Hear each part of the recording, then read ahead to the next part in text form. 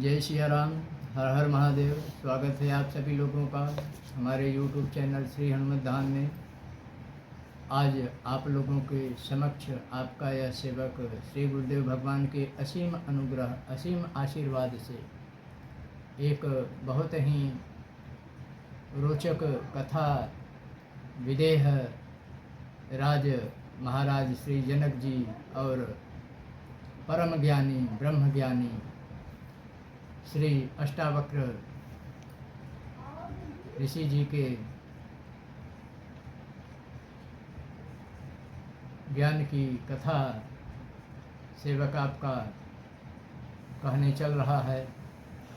यदि आप लोगों को यह कथा ज्ञान भरी, रोचक, रस भरी लगे तो अवश्य इस वीडियो को शेयर करने का प्रयास कीजिएगा। तो ज़्यादा भूमिका न बनाते हुए यह कथा श्री गुरुदेव भगवान के असीम अनुग्रह से सेवक आपका कहने चल रहा है। इसको आप लोग जो है श्रद्धा और भाव से श्रवण कीजिए। कथा है महाराज जनक एक रात्रि अपने महल में सोए हुए थे और उनको उस समय जो है स्वप्न आता है कि उनके राज्य पर शत्रु देश के राजा ने आक्रमण कर दिया है और समस्त राज्य उनके हाथों से चला गया है। महाराज किसी तरह जंगल में पहुंचते हैं, बड़े जोरों की भूख लगी है उनको। किसी तरह से जो है अन्न की व्यवस्था करके उसको अग्नि में पकाने का प्रबंध करते हैं विदेह महाराज श्री जनक जी। तब तक दो सांड लड़ते हुए आते हैं और उस पक रहे अन्न रूपी बर्तन को गिरा देते हैं। महाराजा जनक को बड़ा ही जो है क्षोभ होता है, बड़े विकल हो जाते हैं। तब तक उनकी निद्रा भंग होती है और जब निद्रा भंग होती है तो देखते हैं कि वह अपने राजमहल में, अपने शयन कक्ष में, अपने बिस्तर पे लेटे हुए हैं और महाराज जनक बड़े अधीर हो जाते हैं, बड़े व्याकुल हो जाते हैं और केवल हृदय में एक ही प्रश्न उठता है कि यह सत्य कि वह सत्य। यही प्रश्न मन में रख करके अगली सुबह भरे दरबार में आते हैं। सभी ज्ञानी और विज्ञानी जन को आमंत्रित करते हैं। वैसे ही महाराज जनक की सभा, ज्ञानी और विज्ञानियों की सभा होती थी और यही प्रश्न करते हैं कि यह सत्य कि वह सत्य। कोई उनके प्रश्नों का जवाब नहीं दे पाता था और जो जवाब नहीं दे पाता था उसको आग्रह, आदर, सत्कार सहित यही निवेदन करके कहते थे कि जब तक मेरे प्रश्नों का उत्तर न मिल जाए तब तक महात्मन कृपया आप इस राजमहल से बाहर न जाइएगा। समस्त सेवा आपके चरण शरण की होती रहेगी। एक प्रकार से सबको जो है नज़र बंद कर देते थे। इधर अष्टावक्र जी माता के गर्भ में पल रहे होते हैं। एक दिन उनके पिताजी जो कहोड़ ऋषि थे, वेद की ऋचाओं का पाठ कर रहे थे। थोड़ी सी त्रुटि वेद की ऋचाओं के पाठ में हो गई और माता के गर्भ से बालक स्वरूप परम ब्रह्म ज्ञानी अष्टावक्र जी माता के गर्भ से ही पिताजी को जो है उपदेशित कर देते हैं अष्टावक्र जी कि यह गलत है, ऐसे नहीं ऐसे है ये ऋचा। पिताजी को बड़ा विस्मय होता है। पूछते हैं अष्टावक्र जी की माता जी से, अपनी पत्नी जी से, कि यह आवाज़ कहाँ से आई। उन्होंने कहा यह आवाज़ गर्भस्थ शिशु की है। बड़े क्रोधित होते हैं पिताजी। हैं, अभी से इतना टेढ़ा, अभी से इतना वक्र, जा श्राप देता हूँ, 8 जगह से टेढ़ा हो जा। और जब अष्टावक्र जी का जन्म होता है तो 8 जगह से उनका अंग टेढ़ा रहता है। अष्टावक्र जी नाम पड़ता है उनका। और इधर जो है कहोड़ ऋषि भी विदेह महाराज जनक की सभा में जो है आदर सहित नज़रबंद कर दिए जाते हैं। वो भी जो है महाराज जनक के प्रश्नों का सही उत्तर नहीं दे पाते हैं। इधर जब अष्टावक्र जी बाल्यावस्था होती है, सभी ब्रह्म ऋषियों के साथ खेलते हैं, तो सभी ब्रह्म ऋषि उनको कहते हैं कि यदि तू इतना ही ज्ञानी है तो जा, तेरे पिता जो है बंदी जो बनाए गए हैं, जा उनको छुड़ा ला।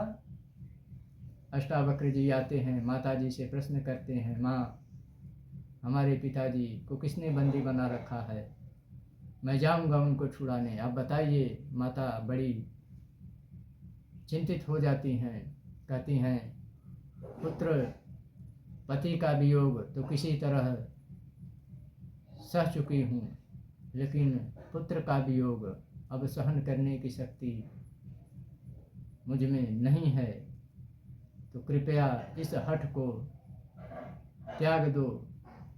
अष्टावक्र जी कहते हैं, नहीं माता, आपको जो है बताना पड़ेगा और मुझ पे विश्वास करना पड़ेगा, मैं अपने पिताजी को वापस लाऊंगा।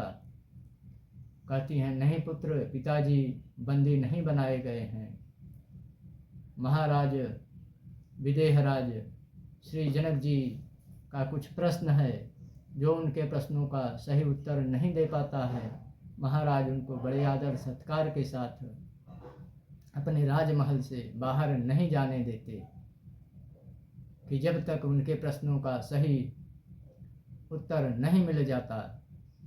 तो आपके पिताजी बंदी नहीं हैं पुत्र, वो महाराज जनक की सेवा में हैं।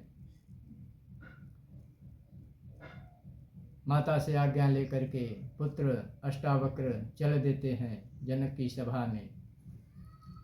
महाराज विदेहराज जनक की सभा बड़े ही ज्ञानी विज्ञानियों की।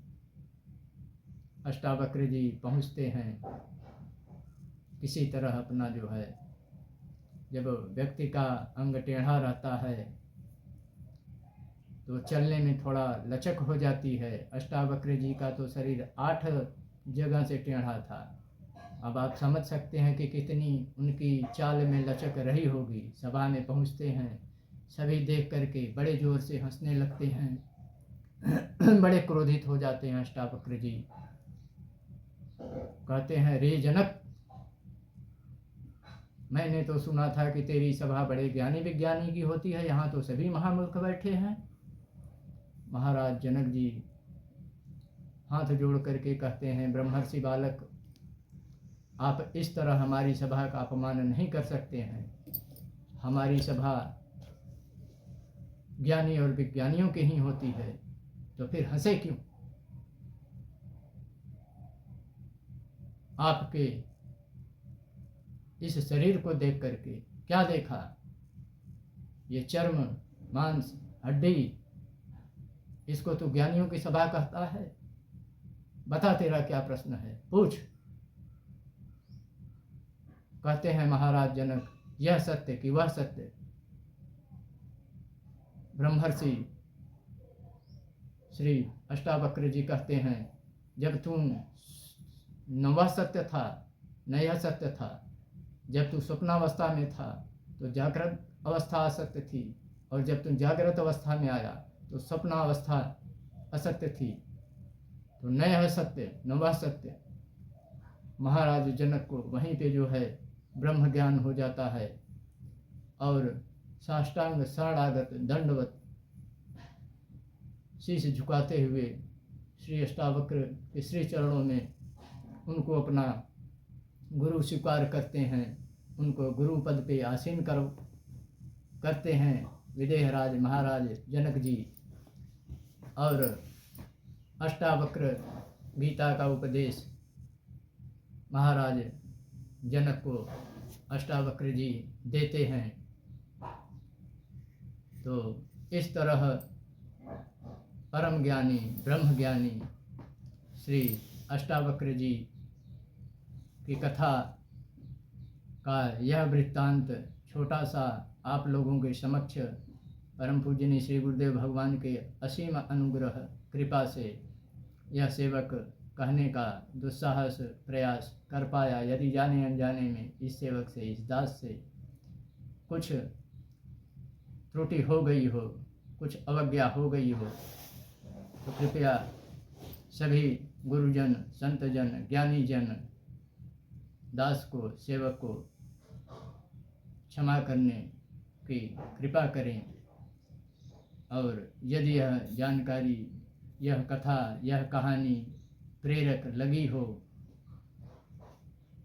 तो कृपया आप लोग जो है अपने इस सेवक को अवश्य जो है आगे और अच्छी प्रेरक शास्त्रोक्त सटीक कहानी और कथा, प्रेरक प्रसंग कहने का अवसर अवश्य दीजिएगा। महाराज जनक और श्री अष्टावक्र का यह छोटा सा प्रसंग कैसा लगा अवश्य कमेंट करके आप लोग जो है बताइएगा। मिलते हैं एक नए वीडियो में नई जानकारी के साथ। जय सिया राम, हर हर महादेव, जयकारा वीर बजरंग बली का। जय जय श्री गुरुदेव।